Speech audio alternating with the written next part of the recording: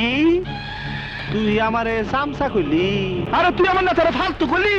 হ্যাঁ ফালতু করলি তুই? হ্যাঁ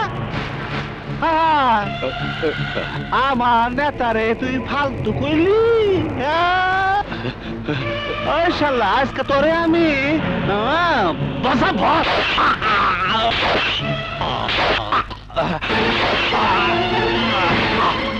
আন্দার তুই রিক্সাওয়ালারে খুন করে ফেললি? হ্যাঁ দিছি শালারে বসবাস করে। শালা আপনার মতো মহান নেতারে আমার সামনে গালি দিচ্ছে। সামান্য গালি দিয়েছে তাই বলে খুন করে ফেলবি?